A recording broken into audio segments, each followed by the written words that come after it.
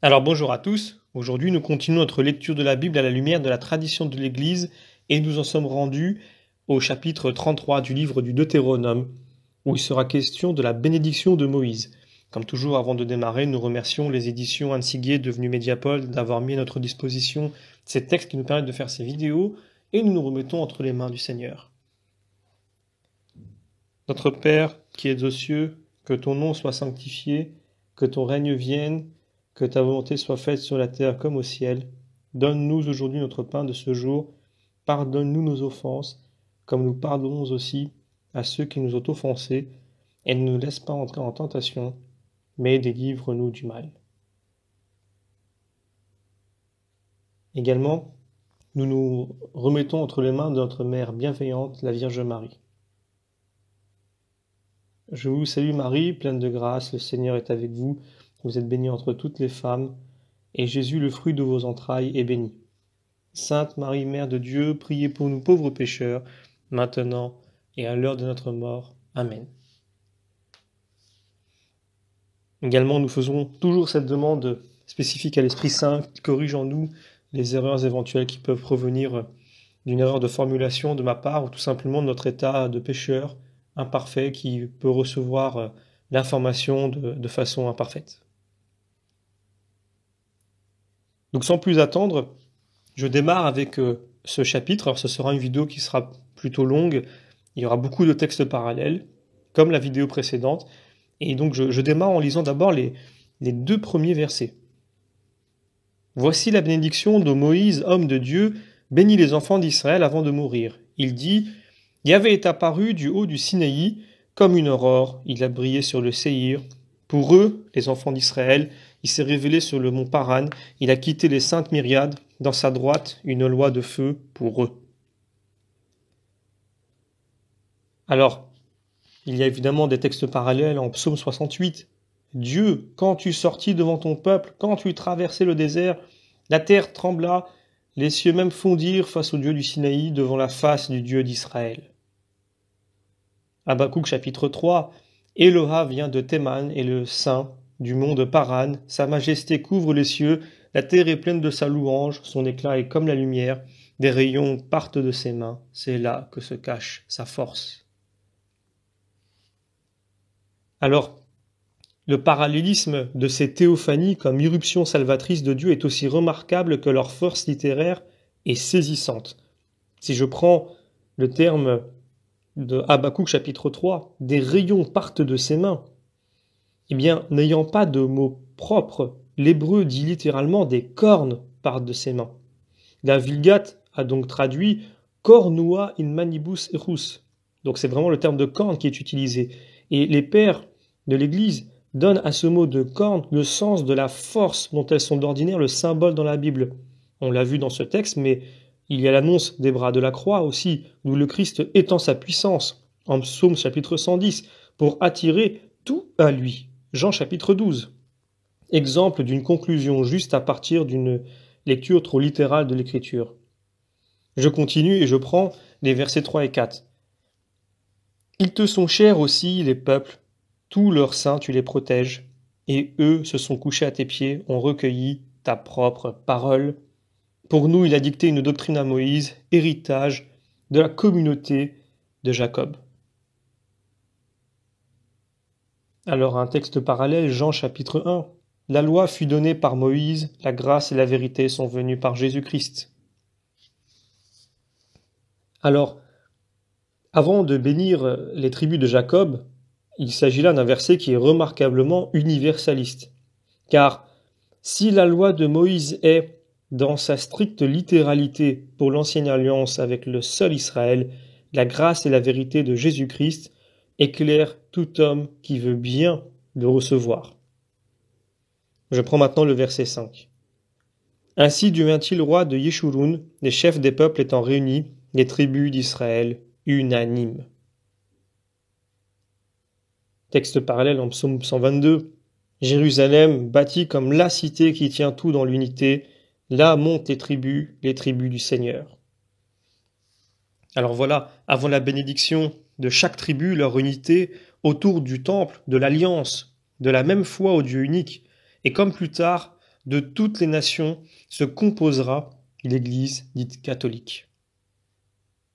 Je continue et je vais lire d'une traite les versets de 6 à 25. Que Ruben vive sans jamais mourir, alors que ces hommes sont peu nombreux. Et ceci à Juda quand il dit « Écoute Seigneur la voix de Juda, associe-le à son peuple pour que son bras s'en fasse le champion et soit le secours contre ses ennemis. » Sur Lévi, il dit « Que tes Toumim et tes Urim soient à l'homme qui t'est dévoué, que tu as éprouvé à Massa, gourmandé par les eaux, pour les eaux de Mériba, qui dit de son père et de sa mère, je ne les considère point, qui n'a pas égard à ses frères et ne connaît pas ses enfants, fidèle uniquement à ta parole, gardien de ton alliance. Ils enseignent tes lois à Jacob et ta doctrine à Israël, présente l'encens devant ta face et l'holocauste sur ton autel. Seigneur, bénis ses efforts, agrée l'œuvre de ses mains, brise les reins de ses agresseurs, de ses ennemis, pour qu'ils ne se relèvent jamais. » Sur Benjamin, il dit « Favori du Seigneur, confiant, il repose près de lui, qui lui prête son abri pour toujours et qui réside entre ses épaules. » Sur Joseph, il dit « Béni du Seigneur est sa terre. Elle possède les dons du ciel, la rosée, et ceux de l'abîme aux couches souterraines, et les trésors que mûrit le soleil, et ceux qui germent à chaque lune. Et les précieux produits des antiques montagnes, et les délices des collines primitives, les délices du sol et de son abondance, et la faveur de celui dont le trône fut un buisson. Puisse-t-elle reposer sur la tête de Joseph, sur le front de l'élu, Nazir, parmi ses frères. Le taureau, son premier-né, Éphraïm, qu'il est majestueux. Ses cornes sont celles du bœuf sauvage, avec elle il terrassera les peuples, tous jusqu'aux limites de la terre. L'une c'est les myriades d'Éphraïm, l'autre les milliers de Manassé. Sur Zabulon il dit « Heureux sois-tu Zabulon dans tes voyages, et toi Issachar sous tes tentes. Ils y convirent des peuples sur la montagne pour y offrir des sacrifices pieux, car ils aspireront l'opulence des mers et les trésors mystérieux cachés dans le sable. » Sur Gad il dit « Hommage à celui qui agrandit Gad, il se campe comme un léopard, met en pièces et le bras et la tête, et s'est adjugé les prémices de la conquête, là est sa part, adjugée par le législateur, il s'avance au premier rang du peuple, accomplissant l'œuvre sainte du Seigneur, fidèle à ses devoirs envers Israël. » Sur Dan, il dit « Dan est un lionceau qui s'élance de Basan. » Sur Nephtali, il dit « Ô Nephtali, rassasié des grâces diverses, comblé des bénédictions du Seigneur, que le couchant et le midi soient ton héritage. » Sur Asher, il dit « Béni entre les fils soit Asher, bienvenu auprès de ses frères, baignant ses pieds dans l'huile. Tes forteresses seront bardées de fer et d'airain, ta sécurité durera autant que ta vie. » Alors je m'arrête ici pour le moment, et après nous allons revenir verset par verset. Donc déjà, comparer cette bénédiction des tribus à celle de Jacob. Vraiment, la comparaison est intéressante, donc en Genèse chapitre 49. Ni l'ordre, ni le détail, ni même parfois l'orientation de ces oracles ne se recouvrent complètement. Peut-être tout simplement parce qu'il ne faut pas y chercher des prophéties précises sur l'avenir. Par contre, leur sens général est dans l'ensemble assez convergent. Et ce sont les mêmes tribus qui se détachent. En première ligne, nous avons les tribus messianiques, Juda et sacerdotales, Lévi, avec faveur spéciale pour les deux enfants de Rachel, Joseph et Benjamin, car la bénédiction reste surtout comme un héritage à transmettre jusqu'à ce qu'elle soit accomplie et renouvelée en l'alliance définitive, appelée par les prophètes. On a notamment un texte en Jérémie, chapitre 31, verset 31 que je vais vous lire, et même déjà en une certaine mesure d'ailleurs par ces bénédictions de Jacob ou de Moïse. Je lis le texte en question. « Voici que les jours viennent, oracle de Yahvé, où je conclurai avec la maison d'Israël et la maison de Juda une alliance nouvelle, non pas comme l'alliance que j'ai conclue avec leur père le jour où je les ai pris par la main, pour les faire sortir du pays d'Égypte, eux qui rompirent mon alliance, et c'est moi qui suis leur maître, oracle de Yahvé. » Alors, je reviens maintenant sur les versets que nous avons lus. Dans le verset 6, il a été question de Ruben, que Ruben vive sans jamais mourir. Voilà, c'est pour Ruben que la bénédiction de Moïse diverge le plus et répare en quelque sorte la disgrâce prononcée par Jacob en Genèse 49, on s'en souvient. Saint Théodoré de Cire dit ceci : Moïse bénit d'abord Ruben et l'absout de la malédiction paternelle. Sa charité pour son frère rachète le crime envers son père, en tant que législateur, Moïse avait le pouvoir pour changer la malédiction en bénédiction. Le père Jacob avait dit en quelque sorte « Ne multiplie pas ta descendance, mais ici, on souhaite à Ruben une descendance nombreuse. »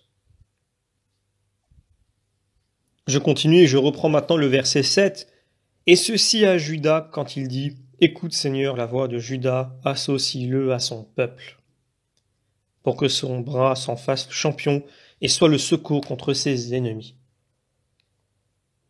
Alors, pareil, nous allons prendre un commentaire de Rupert de Dutz. Et Judas, roi et prince de notre confession, c'est notre Seigneur Jésus-Christ, Fils de Dieu, qui est béni dans le même esprit et le même sentiment avec lesquels le prophète priait ainsi. Que Dieu t'écoute au jour de la tribulation. Psaume 120. En effet, la voix de Judas, c'est la voix de celui qui est né de Judas. De sa voix, il pria le Père afin de pénétrer dans son peuple, c'est-à-dire en nous, les fils de la grâce évangélique. Nous l'avons entendu principalement quand, sur le point de souffrir sa passion, il a dit « Père, l'heure vient, glorifie ton Fils, et ensuite, j'ai manifesté ton nom aux hommes. Je ne prie pas seulement pour cela, mais aussi pour ceux qui croiront par leur parole. » Cette voix du Christ, Fils de Dieu, né de Judas selon la chair, c'est la voix de Judas priant pour entrer dans son peuple qui est un par l'Esprit Saint. Écoute, Seigneur, la voix de Judas, c'est-à-dire, écoute ton Christ qui naîtra de Judas, ressuscite-le entre les morts, exalte-le comme prince et sauveur pour qu'il nous donne la rémission des péchés. Mais n'est-il pas infirme, incapable de s'aider lui-même? Comment? Ses bras combattront pour lui et il a un secours contre ses adversaires. Ceci n'est pas la prière d'un pusillanime, mais plutôt d'un vaillant qui s'élance, impatient du désir de combattre. Car il est Dieu et il sera Dieu et homme. Parce qu'il est Dieu, ses bras combattront pour lui. Il est en son pouvoir de dénouer les chaînes des enfers, incapable de le retenir, et parce qu'il est homme, il aura un secours contre ses adversaires, c'est-à-dire, il fera toute chose avec le secours de la divinité qui habite en lui corporellement.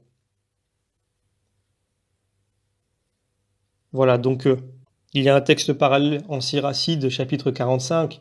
Le Seigneur fit alliance avec David, fils de Jessé, de la tribu de Juda, royauté héréditaire, de fils en fils seulement, tandis que l'héritage d'Aaron passe en toute sa descendance.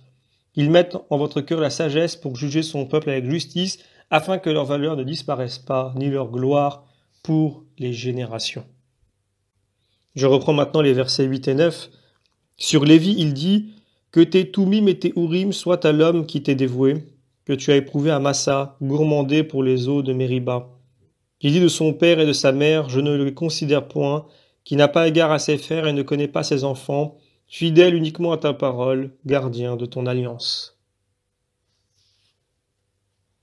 Alors, ici, la mention de Massa et Mériba comme motif de la bénédiction est surprenante car ni Moïse ni Aaron ne se sont tirés sans reproche de l'épreuve.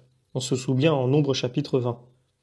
D'ailleurs, Rupert de Dutz, profitant de la traduction de la Vulgate, préfère évoquer ici le zèle de Pinias, et je vais vous lire son commentaire. « Ta perfection et ta doctrine sont pour ton homme saint que tu as éprouvé, etc. » Enlevé et béni la dignité sacerdotale de Pinias qui était alors présent. Lors de l'initiation à Belphégor, il saisit un poignard, entra dans l'alcôve derrière l'Israélite, poignarda le couple, hommes et femmes, et mit fin à la plaie qui frappait les fils d'Israël. Le Seigneur dit en effet à Moïse, « Pinias, fils d'Éléazar, fils d'Aaron le prêtre, a détourné des fils d'Israël ma colère. Je lui donne la paix de mon alliance, et ce sera pour lui et pour sa descendance une alliance du sacerdoce à perpétuité. » Le Seigneur dit encore dans Malachie, « J'ai fait avec Lévi une alliance de vie et de paix. L'homme saint, éprouvé dans la tentation, c'est Pinias de la tribu de Lévi. En quoi consiste sa perfection? Il dit à père et mère, je ne vous connais pas, et à ses frères, je les ignore. Cette persécution fut celle de Lévi selon la chair quand il dit que chacun prenne son glaive et qu'il tue son ami et son frère. Exode chapitre 32. Mais le maître de la loi a dit, je suis venu jeter sur la terre un glaive. Qui aime son père et sa mère plus que moi n'est pas digne de moi. Ceux qui prennent ce glaive-là, oui, ils gardent ta parole, ils observent ton alliance, ton droit, Jacob et ta loi, Israël. » Alors si en effet c'est le peuple de Dieu tout entier qui est sacerdotal, la loi de séparation s'étend donc à tous. chacun suivant sa vocation particulière toutefois. Je prends par exemple Matthieu chapitre 10. Ne croyez pas que je sois venu apporter la paix sur la terre. Je ne suis pas venu apporter la paix, mais le glaive. Je suis venu trancher, un homme contre son père et une fille contre sa mère et une bru contre sa belle-mère. L'homme aura pour ennemis ceux de sa maison. Celui qui aime son père et sa mère plus que moi n'est pas digne de moi, et celui qui aime son fils ou sa fille plus que moi n'est pas digne de moi. Alors, je peux aussi prendre d'ailleurs Hébreux chapitre 7, mais je le prendrai pour les versets suivants.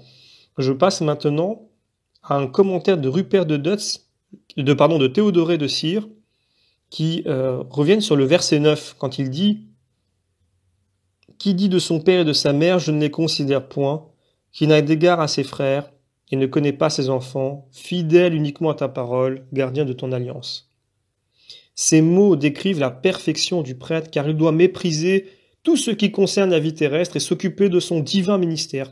C'est pourquoi Dieu n'a pas donné d'héritage à Aaron et à sa descendance.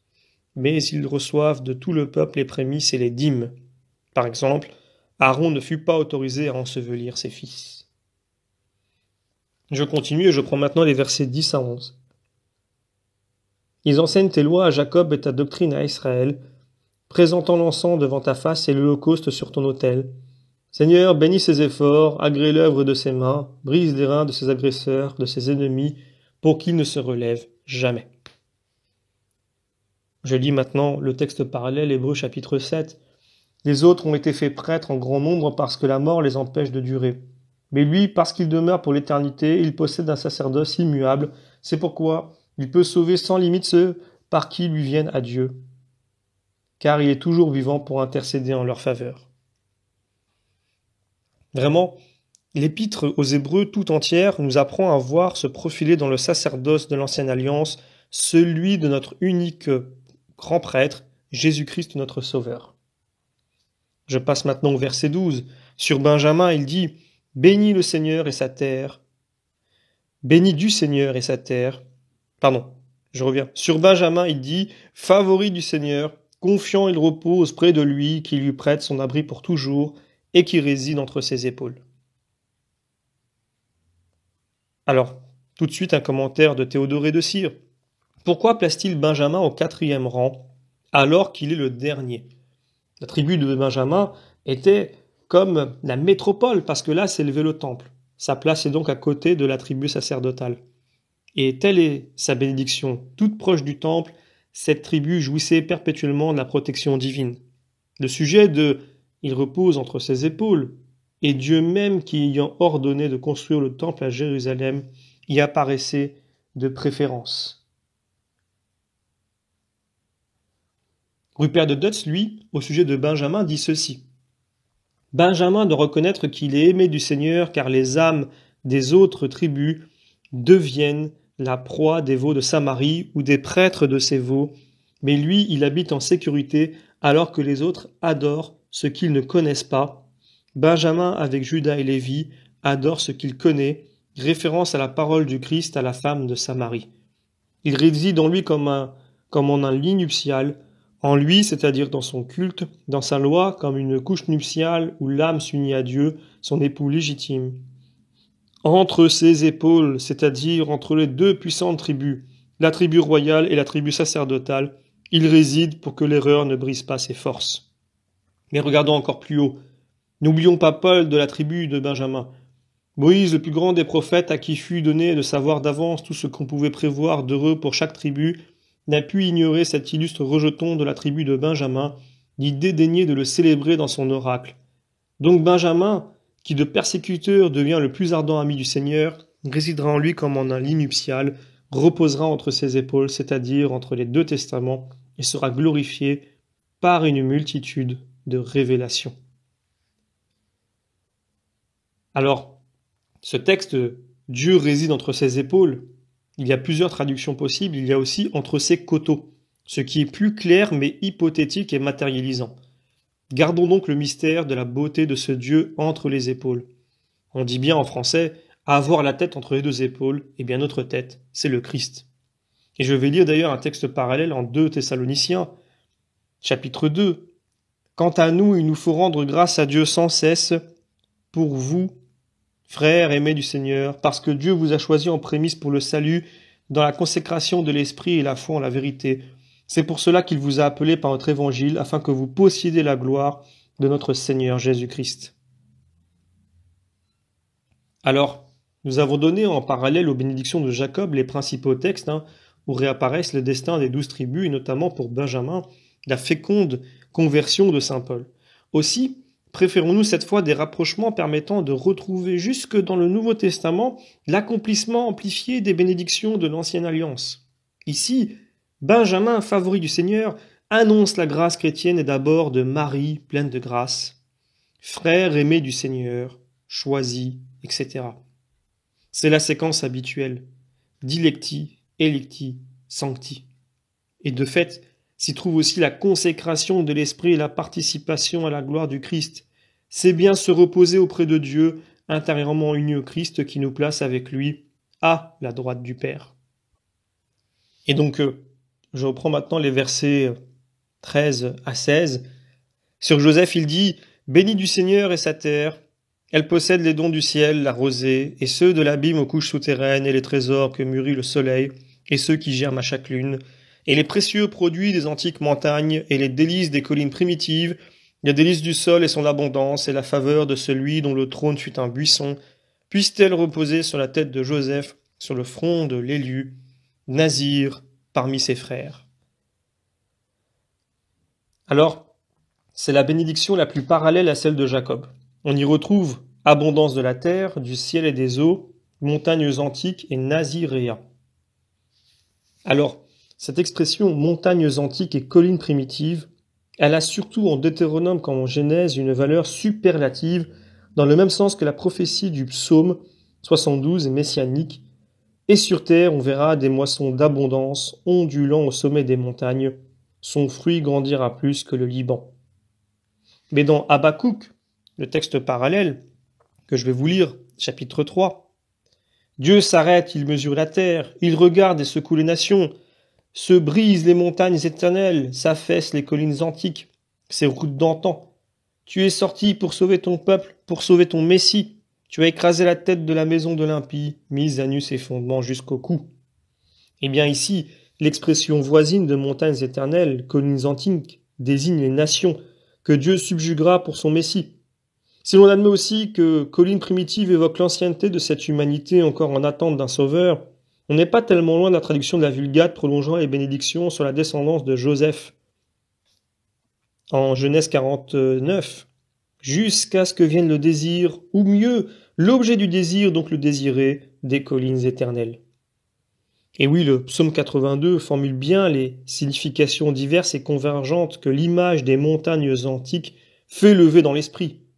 Toi, Seigneur, tu es l'héritier de toutes les nations. On dira que Joseph, d'ailleurs, n'est précisément pas l'ancêtre du Christ qui descend de Juda. Mais cette complexité, ce parallèle est expliqué déjà, puisque nous avons vu justement ce mystère de l'élection qui est fruit de l'amour. Certes, la généalogie du Christ passe par Juda et Tamar, mais le Messie est aussi l'héritier du sacerdoce de Lévi et mieux encore de Melchisédek. Quant à Joseph, par sa passion et son élévation, c'est le type même du Sauveur en son mystère pascal, si bien que tout en étant presque le petit dernier, Joseph obtient une sorte de droit d'aînesse, qui se marque dans l'abondance des bénédictions de Jacob, puis de Moïse, et mieux encore dans son titre d'élu. Je prends un commentaire de Rupert de Dutz. Le même qui est béni en Juda et béni en Joseph, c'est le Christ, car dans tout le cours de sa vie, Joseph préfigure le Christ, Fils de Dieu. Pour couronner la bénédiction, Moïse dit que la bénédiction de celui qui apparaît dans le buisson vienne sur la tête de Joseph, sur le front du Nazoréen parmi ses frères. Cela revient à dire cette bénédiction qui fut préfigurée quand l'auteur de toute bénédiction apparut dans le buisson pour libérer son peuple et le tirer d'Égypte, que cette bénédiction s'accomplisse sur la tête du Christ Fils de Dieu, Nazoréen parmi ses frères, c'est-à-dire saint entre tous et au-dessus de tous les saints, qu'elle vienne sur sa tête au jour de sa conception, qu'elle vienne sur son front le jour de son baptême, que vienne sur son front et sur sa tête tout ce fleuve de grâce et de bénédiction qui n'est autre que la grâce septiforme de l'Esprit. Je continue, je prends maintenant le verset 17. Le taureau, son premier-né, Éphraïm, qu'il est majestueux. Ses cornes sont celles du bœuf sauvage, avec elle il terrassera les peuples, tous jusqu'aux limites de la terre. L'une c'est les myriades d'Éphraïm, l'autre les milliers de Manassé. Alors, Joseph est aussi le seul dont chacun des deux fils est hérité de la bénédiction d'Abraham et de Jacob à titre personnel et en un ordre inversant une fois de plus le droit d'aînesse. Et Moïse confirme ce renversement. Éphraïm vient d'abord et ensuite seulement l'aîné, Manassé. Toujours le choix et la préséance viennent du libre amour. De même dans le Nouveau Testament, aux 12 apôtres, y compris Matthias, élu en remplacement de Judas, viendra s'ajouter après coup Saint Paul comme un avorton. Mais il n'en deviendra pas moins l'apôtre comme par excellence. L'expression ou l'explication en est donnée dans la parabole des ouvriers de la 11e heure en Matthieu chapitre 20. Ensuite, nous revenons sur les versets 18 à 25 où il est question de Zabulon. Il dit « Heureux sois-tu, Zabulon, dans tes voyages, et toi, Issachar, sous tes tentes. » Et à Gad, il dit « Hommage à celui qui a grandi Gad. Il se campe comme un léopard, met en pièces, et le bras et la tête. » Sur Dan, Dan est un lionçon qui s'élance de Basan. Sur Nephtali, il dit « Ô Nephtali, rassasié des grâces diverses, comblé des bénédictions du Seigneur, que le couchant et le midi soient ton héritage. » Sur Asher, bienvenue auprès de ses frères, baignant ses pieds dans l'huile, béni entre les fils soit Asher. Voilà, j'ai écourté rapidement, mais on voit bien ici qu'il est question pour ces tribus-là d'élargissement d'ailleurs, de population, de territoire, de ressources. Et il y a des textes parallèles, notamment en Isaïe, qui annoncent les temps messianiques avec des images semblables. Je prends le texte d'Isaïe chapitre 60. « Les richesses de la mer afflueront vers toi, et les trésors des nations seront acheminés chez toi. Tu seras couverte d'innombrables chameaux, de dromadaires, de Madian et d'Épha. De Saba ils viendront tous, apportant de l'or et de l'encens, et publiant les louanges de Yahvé. » Voilà, donc ce sont ici, on le voit bien, notamment pour Gad, sa bravoure annoncée par Moïse se trouve réalisée sous Josué, puis sous David.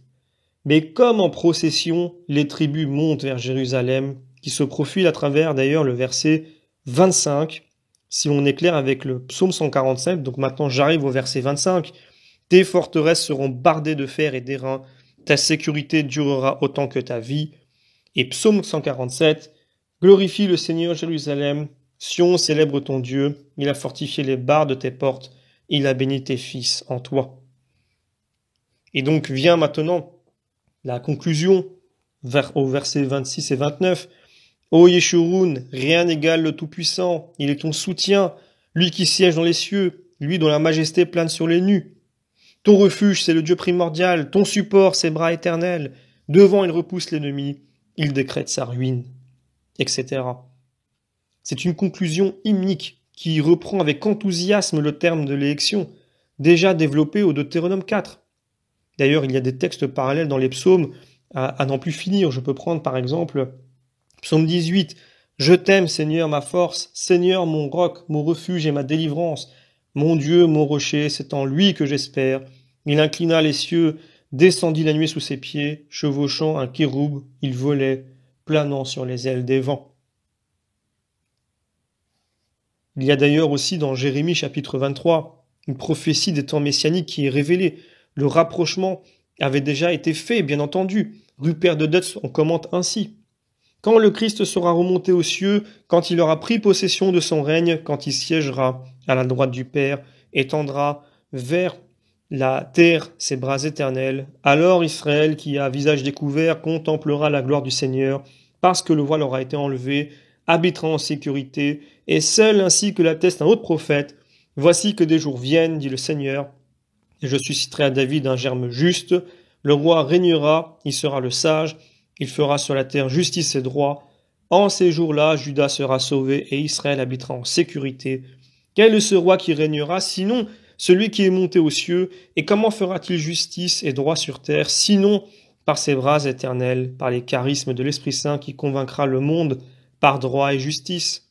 Non seulement il habitera, Mais il habite déjà en sécurité, ce vrai Israël, car il a un puissant avocat auprès du Père, le grand prêtre qui a pénétré les cieux, Jésus-Christ, et il confesse hautement son Seigneur. Et donc je terminerai avec Psaume 90. Seigneur, qui t'es fait notre refuge de génération en génération, avant que naissent les montagnes, avant que la terre et le monde soient enfantés, Dieu, dans ton éternité, toi, tu es. Et donc le chapitre termine avec les versets 28 et 29.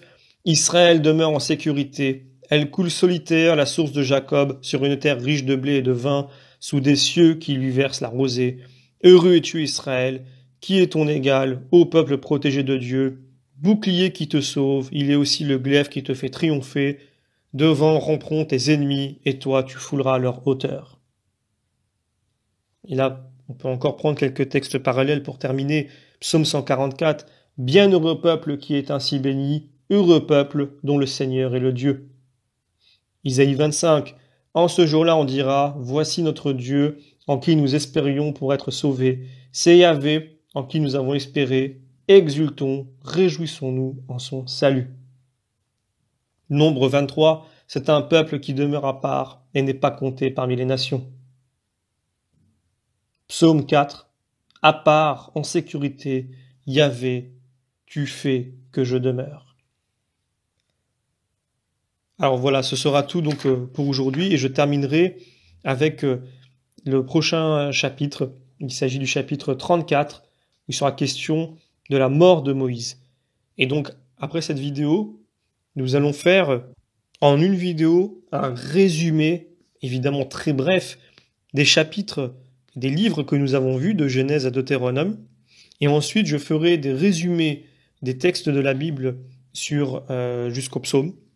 Et donc, et puis également des autres textes de l'Ancien Testament. Et puis nous reviendrons à un moment donné que sur les psaumes. Donc les prochaines vidéos après ces résumés-là seront sur les psaumes. Et ensuite, une fois que nous aurons terminé les psaumes, nous passerons au Nouveau Testament. Je vous remercie comme toujours pour votre fidélité et je vous dis à très bientôt.